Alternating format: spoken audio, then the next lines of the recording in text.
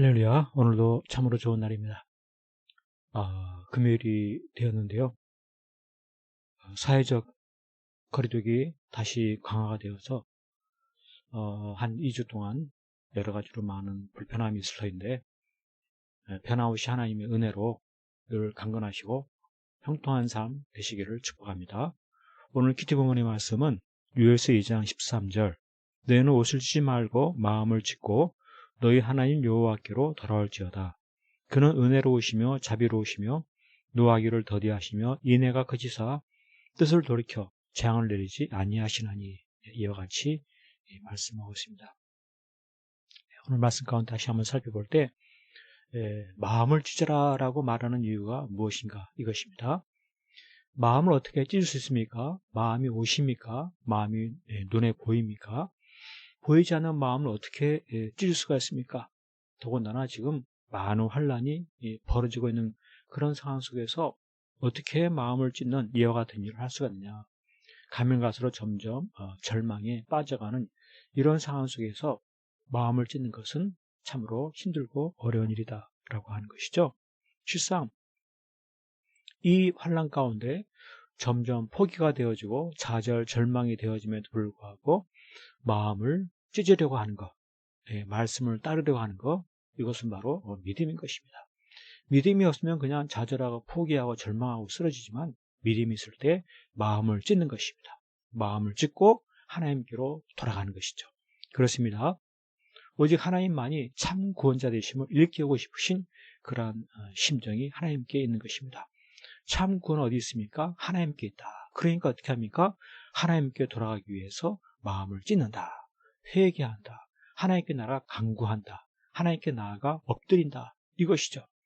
우리 하나님은 자비와 긍휼의 하나님이셔서 나오는 자에게 하나님의 도우심의 은혜를 베풀어 주시는 그러한 풍성하신 하나님이시다. 이것입니다. 그 하나님을 바라보고 믿음이라 하는 것은 환난과 어려움, 고통, 슬픔, 좌절, 절망의 순간에 무엇을 해야 됩니까? 마음을 찢고 하나님께 나아가는 것입니다. 하나님께 간구하고 하나님께 회개하고 돌이키고 하나님께 도우심을 간구하는 바로 그와 같은 모습, 하나님께로 돌아가는 것입니다. 하나님께로 돌아가는 것입니다. 세상의 모든 것들을 쫓던 그것을 다 그만두고 하나님께로 돌아가는 것입니다.